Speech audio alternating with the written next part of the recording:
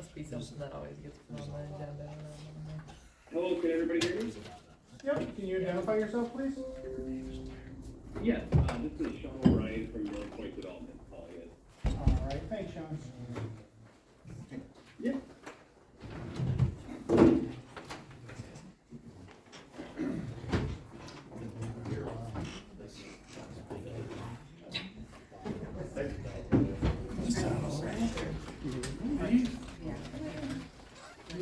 This is all copies of all the stuff we got. Yeah, last time I was here, there was a large crowd as well. So, I just figured that's the way it was. That's okay. I just thought. Yeah. Doug, do you have an extra Yeah. agenda revision? For this lady? I can go ahead. One? Good, how are you? Fair though? Yeah. Most of it? Yeah. Not too far from us.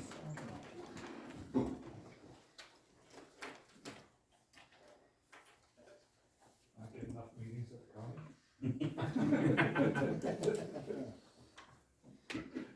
These might be more. Even I'm not willing to, there are county meetings, a lot of city meetings. You get them all. Yeah. Not all of them, but.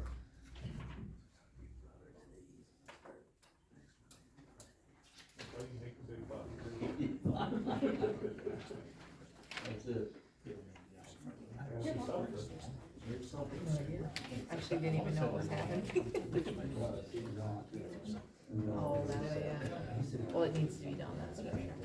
Every time I've been on there, I'm like, this road's horrible. Did you? Yeah. They're in Bruce right now, yeah. Or at least they got there today, yeah. When we left, they weren't. Yeah. They were in Bruce, yeah. It's good. Yeah. The mud mud and so on. I think we're gonna start being dirty. 2:30? Sure. Wow. Yeah. You must have had them coming and going. Yeah, probably DOT, work, yeah. Small plat is undeveloped. Yeah, I own the property there. Oh, sure. Came in last Thursday. Which number was that? Or G, excuse me. Number 5.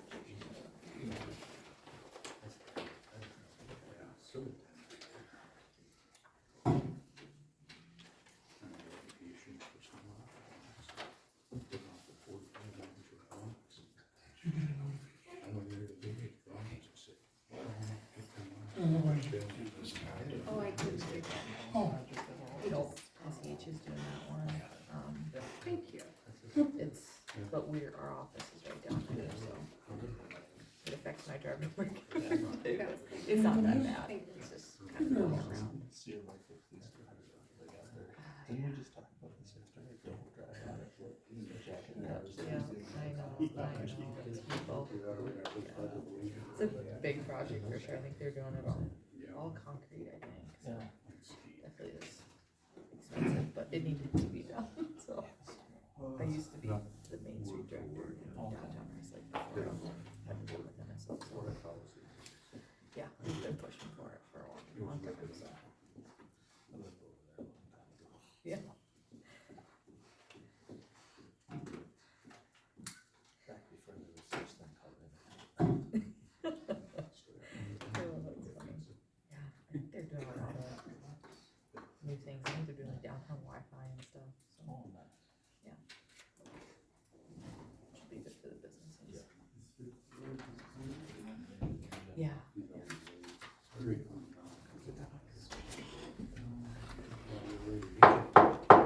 It's 5:15, we'll call to order this meeting of the City of Ladysmith Common Council. Could you please call the roll? Richard Ostenzo. Here. Nathan Johnson. Here. Gordon Peterson. Here. Alan Christensen. Here. Dr. Steve Weiss. He's here, but he's coming around. Alan Raven. Here. John Hoover. Here. Thank you.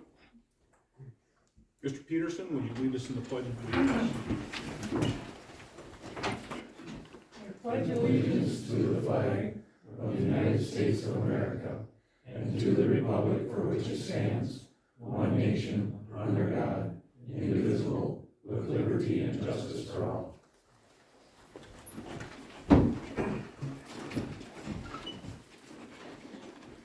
Approval of the July 24th, 2023 council minutes and this evening's agenda. Move approval. Second. We have a motion and a second. Is there any further discussion? All those in favor signify by saying aye. Aye. Opposed? Motion carries. Agenda item 5, introduction of guests, public hearings, appearances, ordinances, resolutions, and public comments. This time we'll open the public hearing to hear and consider public input relative to the proposed certified survey map of the former Ladysmith Elementary School grounds located along East 6th Street South. At this time, does anyone wish to address the council on this item? Mr. Pullman. Do you have a map available? There's copies on the table now. Thank you. I can give a overview if you'd like. Yeah, absolutely.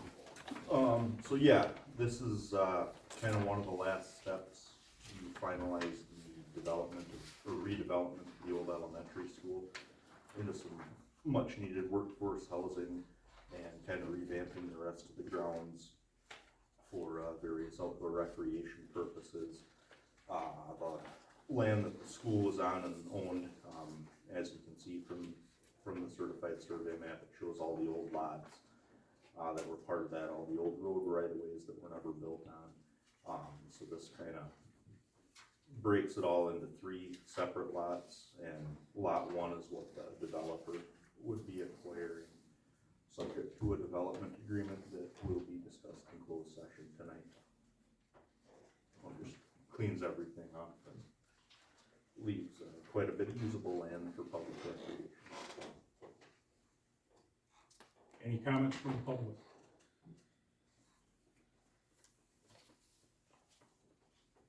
Mr. Pullman? Planning Commission did review this last week and recommended council approval.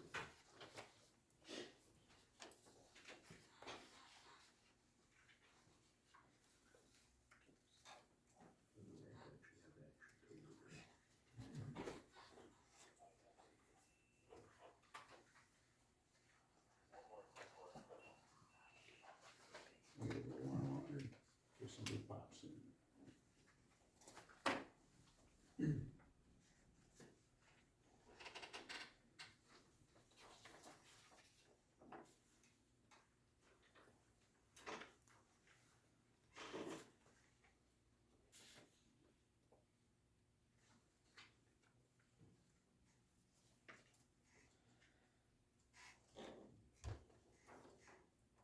Okay, so at this time, I'll close the public hearing. Item 5B, appearance by Venture Architect Samuels Group to discuss Rusk County Jail project. Evening, everyone. Would like us to come up here so you can see our faces, sit here, what would you prefer? Whatever works for you. So good evening, my name is Kurt Berner from the Samuels Group, Kyle Knott from Venture. Welcome. Hello, the sheriff. We're here tonight because several weeks ago, we actually met with Kurt to talk about a project that the county is considering. The county is considering building a new jail and building a new jail adjacent to their existing buildings. And we're going through a preliminary design process right now to evaluate each possible location that a jail could be added onto the courthouse. One of the possible options that we are considering is adding the jail onto the south side of the campus. And there are a lot of reasons behind that, and we can get into some more detail. But the reason that I came to Kurt originally was to talk about what the process is of possible vacation of a city street, and how do we get to that point, and kind of what is the impact, and what's the process that we need to follow with the city. So that led us to some preliminary drawings that we did share with Kurt, and then he had suggested that we get before all of you to explain to you what we're considering, why we're considering it, and then talk about what the next steps would be moving forward. So, kind of back up, the county has, DOC requirements that they need to comply with, so that's why they're even considering building a new jail. And in those compliance elements, safety, security, classification, all those things kind of come together. And one of the main points of how you go about making all of those, checking all those boxes, is to be able to create a housing unit that is staff efficient and safe, and somewhere that is very, very close to the courts on your campus. So that's why it lends itself that this jail housing pod would be placed basically in Minor Street, in Main Street there, that would be connected to the south side of the courthouse. We are looking at, can we fit it in on the east side in that parking lot? What does that do to parking? But right now, it looks as though that south option is probably the better option, but we are gonna explore both of them, as we move forward. So the vacation of a city street, I know, is always a tentative discussion, and why are we doing it, and what's the reason for it? We've actually done it at several jail projects throughout the state of Wisconsin, just because of the adjacency component, and each one of the municipalities have wanted to handle it differently, and that's why we're here today, to find out how you would like to handle it, answer any questions that you may have, and then maybe give you some more detail that we can keep pursuing this. But the big plan from the county is that we're gonna get through this schematic design phase, which is essentially gonna create a floor plan of this proposed jail. It's gonna create some elevations so that you can see what it's gonna look like in the community and downtown. And it's also gonna put together some costs in regards to what does this building look like, and the biggest component for the community is what's the tax impact, how's it gonna impact the taxpayers. Once all that information is available, we are then going to create this communications plan, which will be a website. There will be a letter that will be sent to every one of the tax-paying addresses in Rusk County, and direct them to the website where all this data will be there for the community members to be able to ask questions. There will be a portal there that emails can be sent. There will be phone numbers where people can ask questions, and then we will also have some public meetings somewhere in the county of Rusk County here, maybe 3 locations here, so that we can get the public together and talk about these things. Really a transparent process of how we go about putting the jail together. But that's all after we can figure out where are we gonna put the jail, how does it make the most, why does it make the most sense to put it there, and how are we gonna get it accomplished? So the main question is, what's our next steps of requesting a vacation of the street, and how do we go about handling that process from the city's perspective? Kurt, you wanna weigh in on that? Well, I guess it's 100% positive, I guess I'm not, but I know that a radius of the neighborhood has to be, was it 200 feet? 200 feet, I think, from the affected street has to be notified, the public hearing has to be set up, and so anybody who's impacted by it can have a say in it. I think you have to notify people along that same street for half a mile on each direction. Which could be on, yeah. They said, we don't vacate, other than abandoned alleys that have never been developed, we don't normally vacate used streets, or that important on the street. If I can, Mr. Mayor, I've got some thoughts on this that will please everybody. That's why we're here. I have a little difficulty reading, so. See if I change the glasses would help. In about 1963, I watched from the south door of the old courthouse while the wrecking ball knocked down what had been the county jail, on the very site you are currently proposing to build a new one. It was replaced by another which became inadequate, then another. Now I believe someone is being sent on a fool's errand to repeat those seeming mistakes by building on a very limited site that itself, I predict, some among you will witness being deemed inadequate within your lifetime.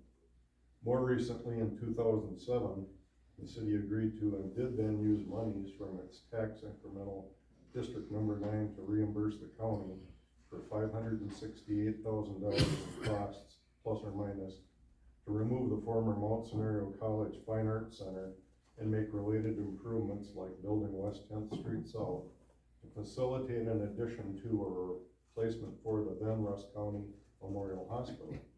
Not because the city had any obligation to do so, but because the city wanted to help the county see that this critical facility would be provided. While I don't recall the city ever being thanked, and although it took many years later than expected, we at least have a new hospital at this time. Not so long ago, bids were solicited for that former MSC property, and the one received wasn't accepted as it was deemed too low, less than the $568,000 the city had spent on the site.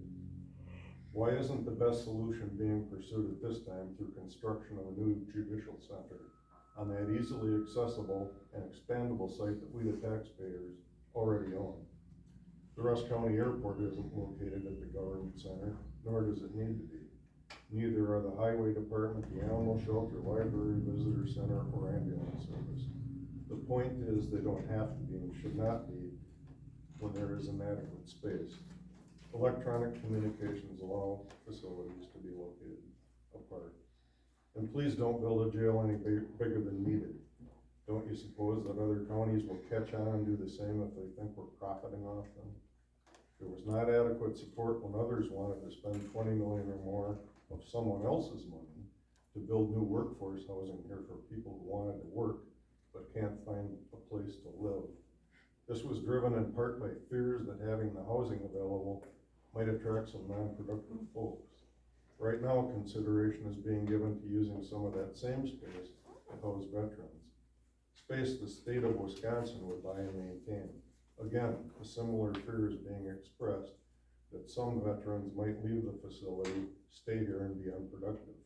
Veterans who were there for us when we needed them to keep us safe. Veterans who may have endured injuries, physical and mental, for all our sakes. It's okay, though, to house outside lawbreakers here, who when they are released could also stay here and reoffend? How does this add up? Lawbreakers over workers? Lawbreakers over veterans? Why should there be support to spend $28 million of our money for people who don't even abide by our laws? And what did the Mardi Gras street parade route establish decades ago? I pull a float in that parade each year and see our future there in the faces of area children who watch in awe as the fabric of our community passes in front of them, offering glimpses of how they might carry it on as firefighters, healthcare workers, farmers, musicians. I'm not sure why, but I'm reminded of a conversation I overheard at a kitchen table in a Bruce area farm in the early 1970s, 50 years ago. Having an enjoyable conversation until the phone rang. The always mild-mannered father answered it, and everyone went quiet, as that was the practice, so he could hear. All present clearly heard his short but to-the-point message. No, hell no, tell the blankety planks no, except he didn't use the term blankety planks. Thank you. Okay, so back to the process. Is the process in regards to getting a form to you of what we're considering? I guess that was a question in regards to getting to you where we're at. Like a letter addressed to the administrator or the mayor. And I guess, what is the decision-making process? Because I want to explain to you what we've done with other municipalities, and in your letter you referenced $500,000 that was given to a project. It's not the intent of the county to come here and ask the city to fund this project. That's not what this is about. This is about being able to come up with a long-range plan that doesn't have to be revisited in 50 years without spending a lot of taxpayer dollars. Because the question has been already raised of why don't we just build a justice center somewhere else? And you can, but you're gonna spend over double what you would spend if you built just a jail downtown. And you put a master plan together that would be able to work on the two adjacent blocks that are there. We're not just gonna look at this from how are we gonna put a jail there, we are also gonna master plan what do we do in the future as those other elements of that campus no longer can serve the purpose, and how do you work that block over the course of the next 50 years? Because you're right, if we don't have the vision for what does it look like, you're gonna be revisiting this all over again. And that's why, where does the jail go? and how is it tied into courts is such a very important piece about master planning. Because it is about staff efficiency, and when I say staff efficiency, it affects the taxpayers, because if you can accomplish the task with less staff, it is an operational cost that will burden the taxpayers every year. All of those things are being taken into consideration. So that's why when we talk about the closure of the street, we're not taking it lightly. We know that it is Main Street. I want you to know that the parade was a topic that was actually discussed at our preliminary design meetings to say how important is that. And what I would suggest is that we work collectively, city and county, to come up with something that works for both parties. And with what's happening with the farmers market adjacent there, we've got some ideas and some visions about how we could potentially make the end of that street something that is attractive to the community, something that could actually benefit that entire area to see that flourish without it looking like a jail. There's a way this can be accomplished that could be a lot of elements that are tied back into that. And I know later on your agenda, you've got some discussions about infrastructure on minor in what you have for a project coming up in the future. And what I shared with Kurt that we did with another municipality that's currently underway, gonna be completed, is they were doing the same thing. They were gonna be upgrading their street. What the process was for their project is that they were able to get another block's worth of utilities that the county paid for that helped on their project, ended up saving the city money in regards to their infrastructure. So what we would propose is that if that vacation takes place, is that we, the county, would take the burden of the cost to run the utilities around the block. You would have new utilities that would be specified and installed per the city specifications with inspection by the city, and at the end of the project, that would then be turned over to the city as utilities to be able to serve those elements, right? So I would want this to be an integrated solution. We would have Kurt and his team, whoever he decided, right at the table through these design meetings to make sure that this is accomplished, to make sure that it is meets the specifications. You can get new paving on some city streets. You can get some new utilities at no cost to the city. We can address some of the concerns about the parade, where the parade potentially ends, could be at the Civic Center at the end of Main Street. All those things could be a consideration that collectively we think about as a community, rather than talking about things that were in the past and things that, and I understand, it may be something that's difficult in the past and issues that went on. I wasn't a part of that, the team wasn't a part of that, but we see that there's a need, and how do we get a master plan together that both parties can collectively come together and say, we're benefiting the citizens of Rusk County and the citizens of Ladysmith. That's our goal, is to come up with something that's proactive. Are you able to put a pedestrian passage over the top of the street? No, we're not. Why not? Well, the DOC, I don't think at the end of the day would approve it. You don't think so, are you sure? He has said that he would not be pleased with it. He hasn't said that he I don't wouldn't care if approve it. he's pleased or not, just one guy. He has the authority to approve or reject the plans. Yes, he does. Now, I'm telling you right now, it's not just because he doesn't want to do it. There's a lot of things that go into the parameters over there. If you put a skywalk in, it's very expensive real estate that has exposure for safety and security for multiple reasons. You bring a vehicle in that parks underneath the skywalk that's got explosives in it, then you've got a quick getaway. You've got a snowplow that's got a dump box up and he's dumping sand and it's too high and it hits the skyway. There's multiple things that could come into play. There is operational expenses in regards to additional distance from housing to housing. These are the sort of questions that we would definitely bring up during the design meetings that are there. We're not just coming in here to close the street, we're coming in here because this rationale has worked out in many models, not just in Rusk County or in Ladysmith. It's something that has been used and evaluated in many different areas. Mr. Pullman. Thank you, Mr. Mayor. So I live about a block and a half away from there, and to be quite honest, I'm pretty upset about the fact that they're even considering closing the main street to build a jail. you talk about efficiencies, I don't see why you can't build the jail somewhere else, and if the prisoner needs to talk to a judge, you can teleconference. That technology is well beyond anything.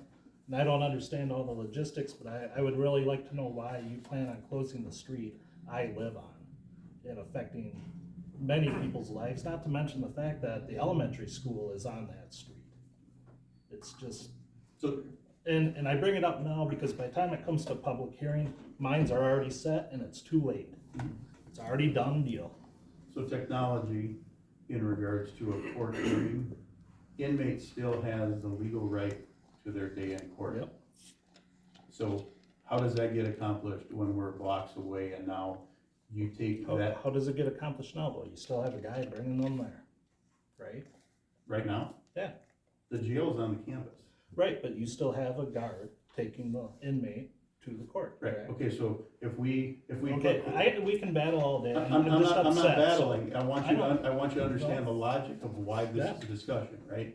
Is that there is something that happens every day, multiple times a day, and you start to compound that in regards to inefficiency, that has to be a consideration that the taxpayer that lives down the road, who doesn't understand jail operations, need to be informed. That's what the communication Yes. plan is intended to do, is to inform you. And so the other piece though that I do take a big issue with is you keep saying, oh, we're gonna get this for, free. I live in the county, so if they do a big project, there is no free. We still pay the taxes. I just wanna make that I didn't- clear. I didn't say I'm free, not- it was I that know, the city was but not gonna be yes. burdened with their budget. Right, but- The county would be a part of the project. We all still pay it. But- It's. But you also heard me Picking say fingers. that we wanna make it efficient so that the taxpayers Yeah. is less. That's But again, I inclusive. still don't see why this would be the first consideration that I hear of. But I don't go to the county board meetings either, so maybe I'm behind the thing, but. Mr. Christensen. Question, maybe more for sheriff, you guys, when you have inmates, you run them to different medical appointments when they need, do you ever run them down to Marshfield, down in Marshfield? If they're required to be there. Okay, I know they've got a skywalk there because Main Marshfield's on two sides of Oak Avenue, I think it is. How does that get handled if they have to park, down on one end and have to go over the skywalk? You guys have to call DOC to get permission on that, or? That's not even the same relevance. It's not even the same. I guess it kinda seems like that you're moving a prisoner from one spot to another, but, follow-up question, then I think I heard this at a county board meeting, I think it's before, you guys were hired, I think there was another firm. But, occasionally, counties do have to house inmates at other locations. Maybe Rusk puts one at Barron because they don't have room here. Sawyer brings one to Rusk. You bring up that the inmates have the right to day in court, that teleconferencing is available, but if they demand in person, a deputy has to go either pick them up or one of their deputies has to bring them here. I guess, what's the difference with that versus a skywalker at home? You brought up, someone could sabotage the skywalk. You're right. I mean, if I had a buddy over in Barron and wanted to bust him out, knew when his day in court was, not that I'd ever do it, but, just as an example. Transport is a huge liability whenever you talk about it, so when you design a facility, you wanna minimize the transport. Yep. You don't just say that because we transport them over here, that we're doing that anyway, so let's do it again. The right and proper way to minimize that exposure is to eliminate it. So you can't eliminate when an individual has to be transported from county to county, but you can eliminate their exposure to the public and to everyone else outside of that when you design a building. That you absolutely can control that. Go ahead, floor still yours. Do you have, estimates on the additional response time? I think it was mentioned that the elementary school is a couple blocks down from the law enforcement center. About 3 blocks west of where we're at now is the fire department and the ambulance. Obviously, the sheriff's department and city PD is right on site on the campus there. Do you have an estimate on increase in response time if all of a sudden there's a dead end that the ambulance has to go around if there's a school shooting? We haven't run the calcs yet, but when we've worked with other cities, that was actually part of the process because they wanted to have an evaluation of that. I can tell you from the experience that we've seen is that that has minimal impact, because obviously we're talking about a city block, whether you're on one side or the other. So we can definitely run those, evaluations for you and give you some information from that during the process. Okay. Yeah, yes, as someone who's gonna have a kid in that school in the next couple of years. That's important to me, and certainly if something happened and, it was a couple seconds difference, I'd probably take an issue with that. So, thank you.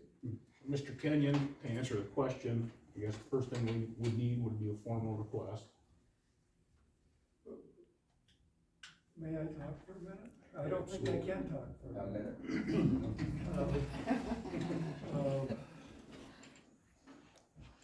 I'm even older than Mr. Christensen Senior. I recall when what is now the Register of Deeds office was the jail. I recall when what is now I think it's the forestry department, was the jail. And that was really convenient. It was just across the hallway from what was then county court. Nobody imagined that on August 1st of 1978, the county court would go away and it would all be circuit court. But the new circuit judge continued to have the circuit court downstairs in what had been county court rather than upstairs in the circuit court. I recall when the council, somebody came to the council and said, this portion of Sabin Avenue between 4th and 3rd is undeveloped. It's never been developed. It's never going to be developed. How about if you close that street and sell it to me? And I thought to myself at that time, and I was wrong, that's a policy decision that the council needs to make. It's not a legal decision. And I was much smarter 40 years ago than I am today. So I kept my mouth shut about it. But every time I try to get from East 4th to East 2nd on Sabin Avenue, I think about that when I drive around the block, and what a dumb decision that was when the council made it 40-some years ago.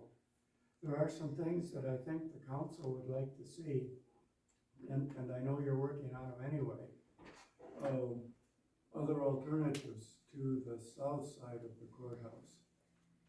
The parking lot on the east side is there, would require rearranging some of the 3rd floor of the courthouse where the judicial center is. What those alternatives would cost. What about closing the block of East 3rd Street to the west of the courthouse, where some public entity owns the parking lot there where the farmer's market is. Whoever he is, would perhaps approve or consider a skywalk from the west side of East 3rd across to the current campus. How many square feet? How many cubic feet? How much of that space on the south side or the east side or the west side would be required? How often is the county required to house prisoners someplace else? We keep subdividing, I'm sure we keep subdividing the kinds of prisoners, juveniles, adults, male, female. Probably won't be very long before we have separate housing for all of the other genders too, whatever they might be. I heard mention of pods. I heard that the pod concept is 30 years old. I don't know that that's so. If that is so, what's the concept that's being developed today and next year? The description I heard of the pod was something analogous to a nurse's station with a view down more than one hallway. I can't imagine a facility that would have something like that that's already in existence in Russ County. Yes, I can.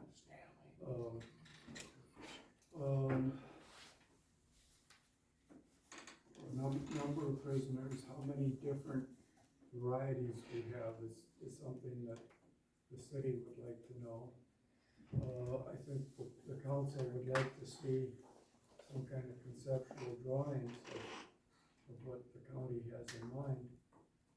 And I guess finally, I think that about 30% of the county budget comes from within the city of Ladysmith. It's like the chicken and the pig being involved in your breakfast. The chicken's involved, but the pig is committed. About 25% of what we pay for real estate taxes in the city goes to the county. That's a rough number. The council is thoughtful and willing to cooperate. Cooperation, of course, is a two-way street. We used to have a councilman, now a county board member, who would consistently refer to our good neighbor, the county. There are some people at this table who have trouble seeing that. But I'm certain they would not let any feelings like that, any feelings of reciprocity interfere with their reasoned decision. Thank you, Mr. Mayor. So, let me address some of your questions, because the questions that you have listed there, and I don't remember them all, but I can tell you that right now. I can go through them again. I can tell you right now that the questions that you have right there is that there are still county board members that have a lot of those same questions. We are just getting started. And their questions are not too much different than the ones you have. And at the end of this design phase, this first phase, a majority of those questions will be answered. Size of the structure, some renderings that gives you a view of what it looks like, the options that are out there, to explain why it wouldn't make sense, even though there may be real estate there, and there may be people that support, let's put a skywalk in. I feel that it's our responsibility to inform the board members. I think there's board members at the county level that are just like you, just starting to talk about this. I thought it was important to get this to you early, so that we don't get too far down the road, and then we get here and they're like, no way. Get you on board right away, so we can answer the questions that you have, the same time we can answer questions that they have. And I appreciate your comment at the end. I am hopeful that I can come in and bring two parties together and work on this together, so we can come up with a solution that makes the most sense for all the taxpayers in Russ County, so. Mr. Hoover. Well, I just had a quick question. It's not in my district, but I own the frontage, the city block frontage, adjacent to the block you're talking about. Is it for sale? Is that what you're saying? No, well, it could be, but how soon, I mean, at this point, I really don't necessarily have any objections, but I would like to see some renderings of. Yeah. So, I mean, anything that can make my. So to kind of give you a timing perspective on this, is that, we're hoping to have this initial design and concept done here yet this fall, and then do a communication plan for a few months. It's the goal that the county would come to some conclusion so that construction could start sometime later in '24. So it's not like tomorrow, right? There's a planning period that's gonna take place here. We're just at the initial stages that are here. I plan to come back to whatever meetings you all want to be a part of, and bring you an update on what we're working on. That's what this meeting was about. That's why I met originally, like, how do we get this started? Because I've started with members just like you, giving me a list of history that's there, and I understand that, but then we gotta look at what is the long-range plan with the same premise of, how do we come up with something that's a 50-year solution, rather than just put a Band-Aid on something right now, so. Mr. Pullman. One of the things I'd like to make sure that your firm starts to consider is that this community is carved up 7 ways to Sunday. Minor Avenue is one of the few streets that goes from the west side of town to the east side of town, straight. No railroad, except on Minor, right by the fire hall. We got railroad cutting this town into quarters, which is bad enough. They are talking about reactivating some parts of the east-west line. Who knows? But as far as streets, we don't have much that runs the full length in any direction. You got Highway 27. You've got right going down here. That takes you can get down to College Avenue, and then you turn and you hit the railroad. This is a problem over there. The county owns right across the street to the south. They own that property where the outfitter is. Correct. They also own where the old church used to be. Skywalk would work really well. You wouldn't be screwing up traffic flow for EMS, for fire, for police, because it screws them up too. I hope that that's taken into consideration. It will be, yep. I also want you to know, because we've been a part of many of these meetings, I've been a part of projects where we put skywalks in, not for a jail, but for other buildings. And when you put a skywalk up in a community, they view it as though it is a expensive commodity to a building, rather than having an individual just walk across the street. I've heard the discussions in public forum. So it's balancing all of this, balancing safety, security, efficiency, public perception. It's not an easy deal, right? So there's gotta be an explanation to the group about what's the logic behind each one of these decisions. It's great to hear the input that we've heard here tonight. I appreciate it, appreciate the information from everybody. Because I understand how it's gonna impact the lives of people here in the community. Don't think that we're gonna minimize that. So, more information. Safe to say the council would like to get more information. Absolutely. Mr. Christensen. I'd like to ask Mr. Kenyon to review the public way closure statute and report back to us on that as soon as possible. It's my belief that you have to contact people, as I said earlier, within a half mile either direction on the portion sought to be closed, and that as few as 20% of those people, their objection can eliminate it over and above what the council may decide. I believe the people have the decision. I'll pledge to you tonight that Mr. Pullman and the third and I will be going house to house to make damn sure they don't approve closure of that one block. I'll work with you on any other solution. You don't close that block, you don't make us try to relocate a parade that's been going the same place for 70 years, because there isn't another location. So Because I've gone over it in my head over and over and can't find it. So is your objection only to closing Minor? Yes. Are you telling me that Fourth and Third and Lake are all on the I think table? Third would be very difficult because of the mill traffic that uses it, as well as school buses. Fourth might be possible. I think Third would be a problem. And Lake? I think Lake would probably, you'd get a lot of objections from people who live on that street. Fourth, you might be able to do because they've got dual access on 2 streets, corner lots. Or another option might even be to buy one or two of those properties and go that way. Yeah, I appreciate your opinion.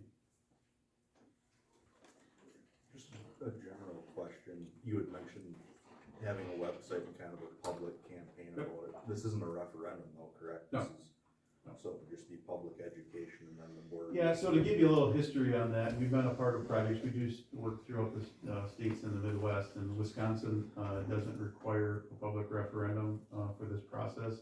And the reason that we have used this communications plan, it's to inform the taxpayers and get them the information, and then they use the process that's intended so that those constituents can reach out to the supervisors of their district and talk about, like the gentleman in the corner, hey, I don't want any of this to happen, and here's why. So the supervisors get that one-on-one. what happens in a referendum, because we do in other states, is they're unable to have those discussions collectively so that that decision maker is hearing, because you're gonna hear it on both sides of the coin, right, of what's done there. So to answer your question, it is intended to use that as a communications plan so that they can get back to their supervisors. Okay, so it puts faith in the supervisors Correct. listening to public opinion. Absolutely. And voting with the public. Yeah. And I gotta tell you that the process that we've done and how this has worked is that supervisors that felt as though their constituents may not support it got feedback from both ways, and then the questions that they had were able to be answered by the supervisors that was in those meetings. It's been very effective. May sound weird, but it's been very, very effective on the models that we've utilized again. Thank you. Dr. Weiss? I think the council would appreciate, actual figures about how much construction costs would be, obviously on-site where you're proposing. You will. And on-site, as well as, what the operating costs would be going forward. I mean, I don't know that we can make a very good educated decision without knowing if it's actually, literally, you had quoted something more than twice the expense of being on-site. So we would need to see, actual figures and the reasons for those figures. And, Yeah. that would be very helpful. Absolutely. That'll be all information that'll go to the board, and then obviously once the board has it, it'll come to you, you'll see those figures. Mr. Hoover? Well, just a quick question. Yeah, the overhead, is a tunnel not an option? So a tunnel is an option, but when you think about a tunnel, is that you are displacing all the utilities, right? So the utilities gotta come out of the street, and then you've got the expense of building a tunnel.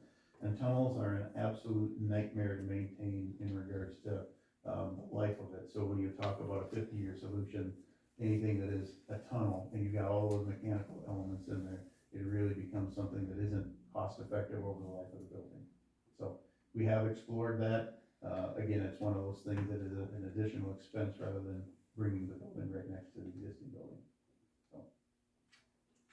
Mr. Coleman?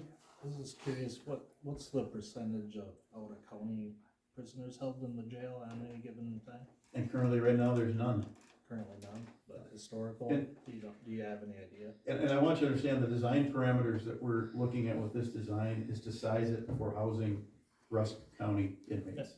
It's not going to be, we're gonna build this building so that you can start to house out-of-county inmates. So, Jeff, he's asking about out-of-county, I just told him that your out-of-county inmates are 0, and I think historically that's pretty consistent, right? Right, we have one out of county, but that is because of a conflict of an employee. Okay. Thank you. Mr. Stencil? I'm just curious about the current occupancy of the jail and what the new facility would be looking to hold. So we haven't finalized the numbers, and the number, the target that came out of the last study was in that anywhere from 75 to 100 beds, right? Now, that number is gonna be driven by classification. So as was referenced earlier, the classification numbers is what's gonna drive your bed count. So the quick answer is we haven't finalized a total bed count. We're in that 75 to 80 range is what we're considering. The reason that is to give you growth based on the population for 50 years, but we're driving it off of classification. So as has already been discussed, there used to be 6. There was male and female, and there was a minimum, medium, and maximum. Those classifications have now ballooned, and depending on whether you put the genders in or there or not, you've got anywhere from 15 to 20 classifications, because you've got many special needs that cannot be housed together.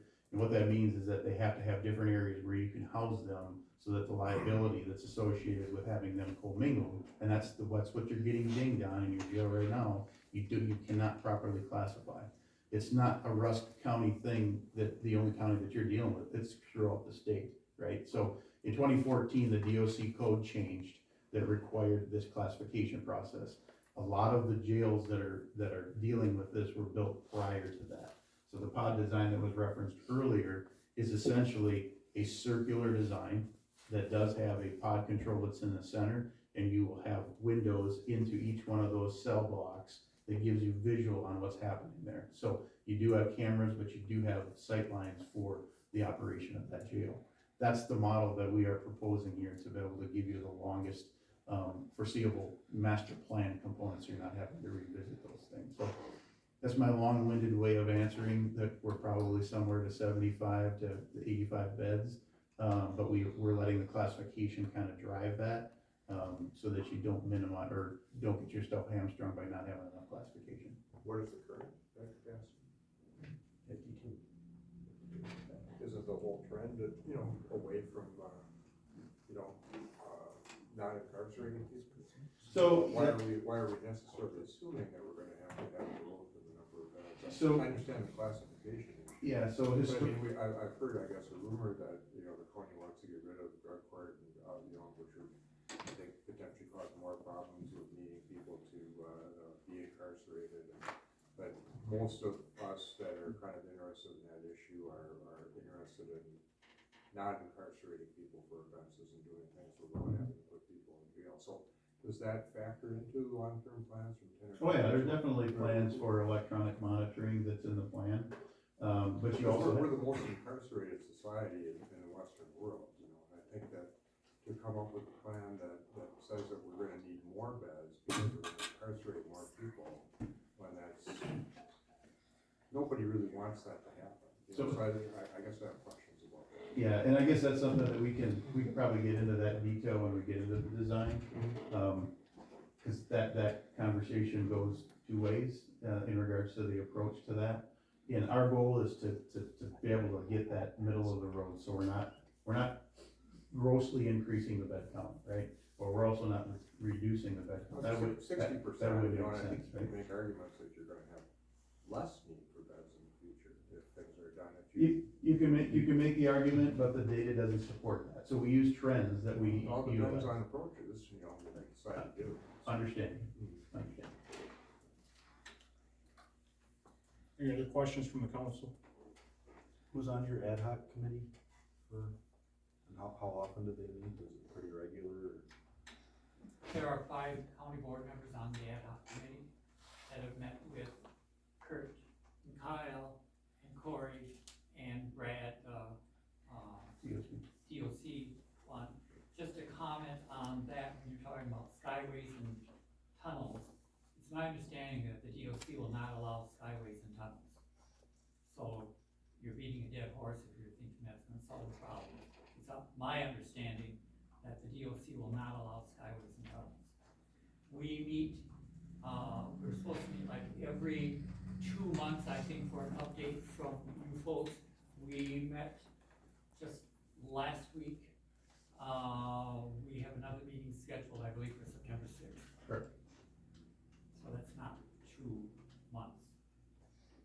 The question was, who are the members of the ad hoc committee?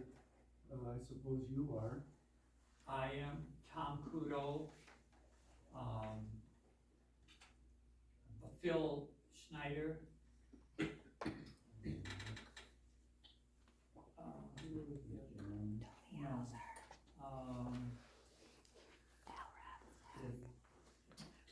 Tony Hauser, Yes. and Al Rasek. Yes. Mr. Christensen? Mr. Wedwick, can you get the city, a letter from the Department of Corrections absolutely stating in black and white that skyways or tunnels are not permitted? Or what are the exceptions to those? I'd like to see it in writing, because if I'm gonna go by what I hear, I can go home and turn on the television and hear that gray is black and gray is white any minute of the day. So I don't necessarily trust what I hear, and I hope the hell you don't. Thank you. Okay. So noted. Anything else you'd like to add? No, I guess, again, back to, the process, I mean, it's our intent to keep you informed. If there is an actual form that needs to be submitted in regards to a request for vacation, or whatever that is, to get this process started officially, we'll get that started. I guess I haven't heard what that is yet. Well, I would have you contact the city administrator. But I think, Work with him. just a letter saying, probably have the county board chair sign it as the county's official rep, but minor avenue from east or east, fourth, or whatever it is that's in your plans, and start it that way, and then we can reach out if we need to. And I guess, from the letter's perspective, the letter is just saying we are considering this as an option. It's not the county hasn't decided on it. I guess I wanna emphasize that. Right. The county has not decided on that. We haven't even presented this option in any form to the board, right? So we're talking about, we're considering this, right? So that, just so we're clear on where we are with that. It's not that we're saying we're doing this. It was, what's the feel, what's the discussion? I mean, I be able to read the room of how things are going, so. But yeah, I think if you put in a request to consider having that vacated and closed, you can put in there that you're just doing some background checks right now if you want, if that helps. Okay, sounds good. That's all I have. All right. Thank you. Thank you everyone, thank you. Thank you. Moving on to 5C, appearance by Kiana Lynn, MSA, to present scoring details for Minor Avenue CDBG project and possible adoption of the scoring summary. Copy attached. Thank you. Welcome. So as most of you know, you applied for a CDBG grant for Minor Avenue and were recently awarded $1 million, so congratulations to the city on that. I just kind of wanted to walk you all through the scoring criteria that CDBG gives out for these applications. So you can kind of see what you scored in each category and how that led you to becoming funded on this project. So the first category that they score is based off of project need, and that's 100 points. That basically tells the state how much you need the project to be done. We provide as much as we can supporting documentation if there's any sewer backups, water main breaks, those photos of the deteriorating street, photos of pedestrian hazard.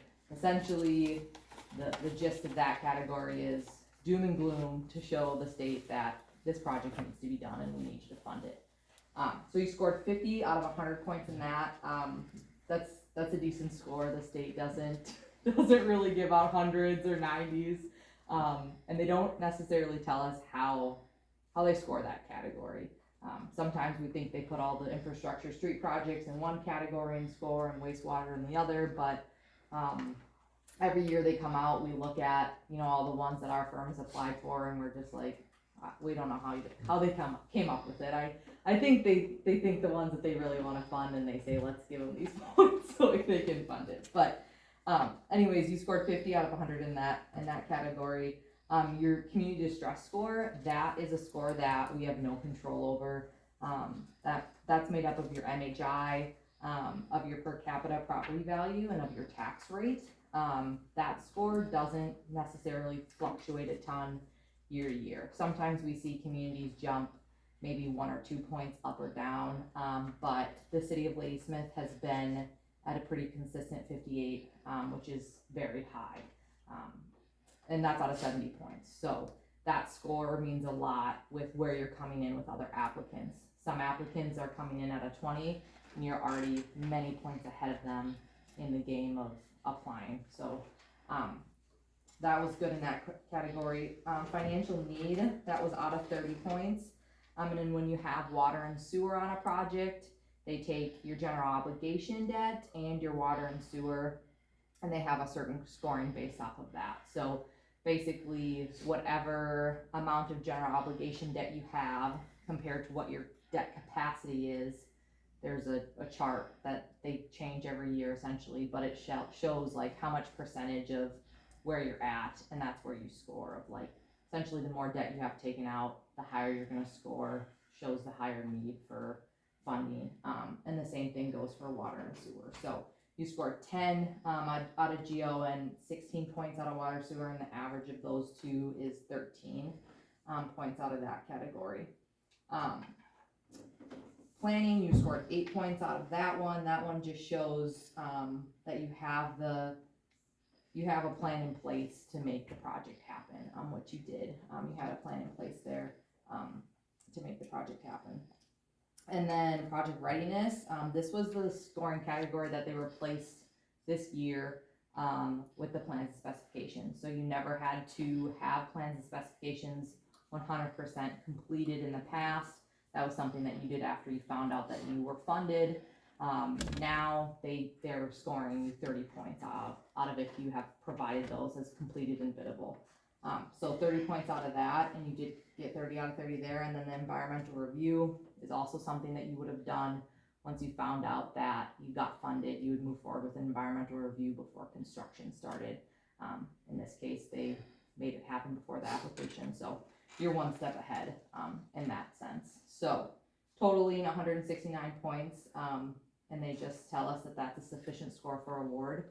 We don't know exactly where the cutoff lies. We can kind of make a guess, but you're pretty well ahead of where we think the cutoff was. So I just want to lay out the categories for it. Yes?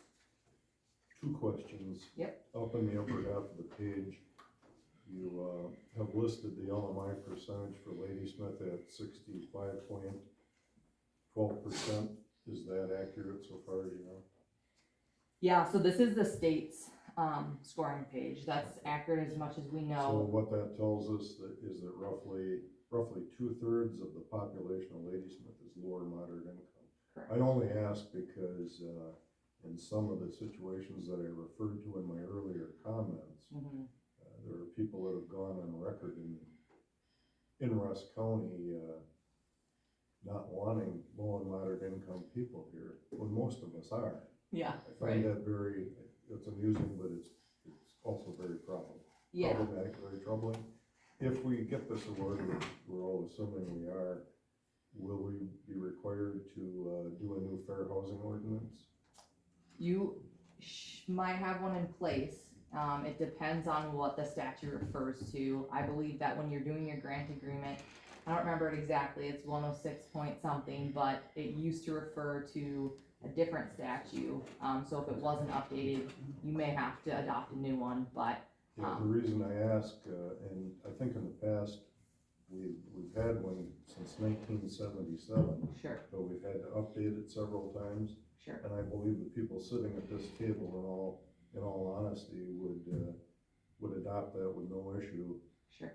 With the best of intentions, but I'm aware of at least one unit of government in this county that if they adopted one, they'd be lying. Sure.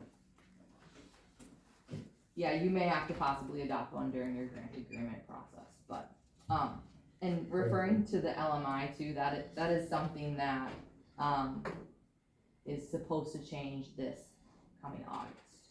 So every 4 to 5 years, HUD releases new data based off of the, LMISD data. So this new data that's coming out is still 4 years old, but it will be adopted and implemented. So we're keeping a tempo on that. They said they were going to release it in June and July and now August. So we're hoping it comes the end of this month, and then we'll see, you know, if you flip flop or where you change.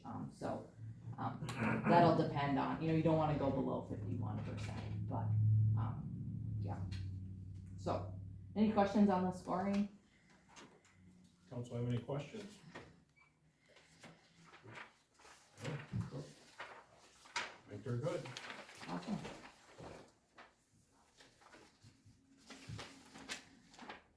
So, oh, okay.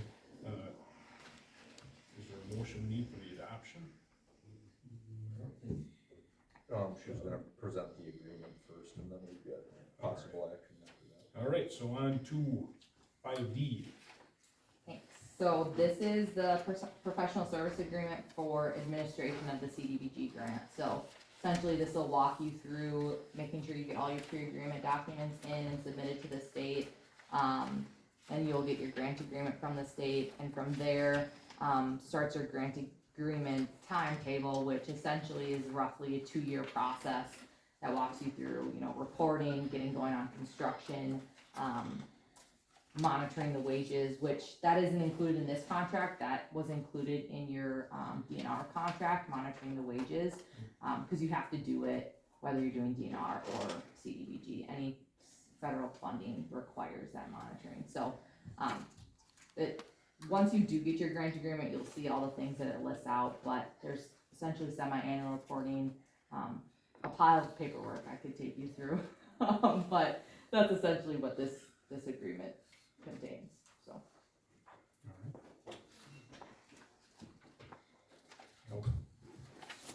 I do see, yeah, that in item C, it said possible adoption of the scoring summary, but we don't have to do it. Nope, you don't have to do, any of that, because in your resolution to submit the CDBG application, there was a little clause in there that said if awarded, you would accept the $1 million. Alright, so we're pretty low. Yeah. I think we'll take it. Okay. Alright, if you force us to. So we would be looking for action, 25,000.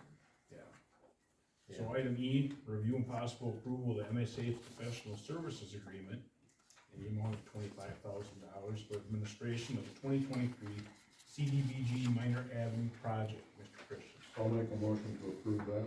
Second. We have a motion and a second. Is there any further discussion? Roll call vote, please. Mr. Johnson? Yes. Mr. Peterson? Here, yes. Mr. Christensen? Yes. Dr. Weiss? Yes. Mr. Raven? Yes. Mr. Hoover? Yes. Mr. Ostenso? Yes. Motion passes. Thank you. Thank you. Thank you. 5F, review and possible action to adopt resolution 2023-20 to vacate a portion of a platted but undeveloped alley. You have a corrected copy that was handed out. So I noticed, yeah, the prescription on the copy that went out with the council packet was incorrect, so I did give everybody a new copy of 2320. And then there's a map on the second page, that is off of the original plat that Russ County Abstract provided to us. Couple meetings back, and I think a couple different times, Mr. Hoover had mentioned, there were some neighbors up in his district, north of Peterson Avenue, that were looking, and yeah, maybe one or two of them is here tonight, so if they'd like to give any comment, I guess each remainder that would be. Yeah. Any comment? No. No? All right. Yeah.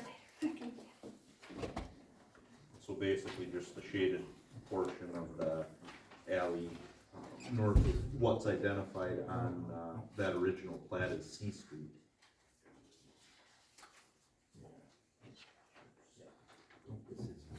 From the south, there's Hemlock Street, River Street, C Street, and E Street.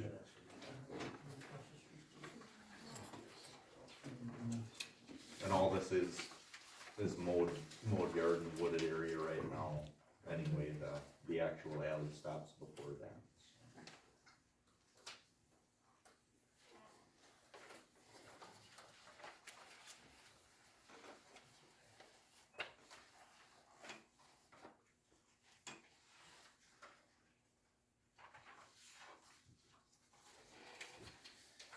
Everybody get oriented?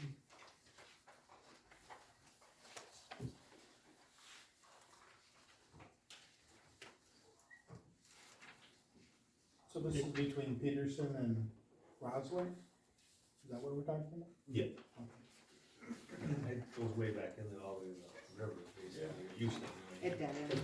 Yeah, it's plotted, but it's never been developed, and, I mean, we only push snow a little ways back in there. So at this time, we'd be looking for a motion. Mr. Christensen? I'll go ahead and make a motion to adopt. Second. We have a motion and a second. Is there any further discussion? Roll call vote, please. Mr. Peterson? Yes. Mr. Christensen? Yes. Dr. Weiss? Yes. Mr. Raven? Yes. Mr. Hoover? Yes. Mr. Ostenso? Yes. Mr. Johnson? Yes. Motion passes. Thank you. That brings us to resolution 2023-21 to vacate portions of platted but undeveloped roadway and alley. There's also a copy of this resolution attached to your minutes or to your packet. Which is correct. And I did pass out a map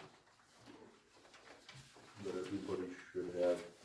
It's a black and white one with the areas highlighted in gray.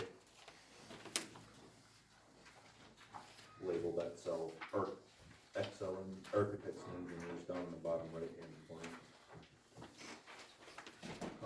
So if you were to picture this from the air, this is, the field down Field Elementary, the baseball field, part of the playground. It was all platted but undeveloped. road right of way and public alleyway. Obviously, the facility being in government ownership, they just kinda did whatever and never had a reason to formally vacate it, but with the, school development coming up and the need to, subdivide this and. Clean it up. Yeah, clean it up, this is a step in the process for that. And the city does own the land on all sides of all this right of way.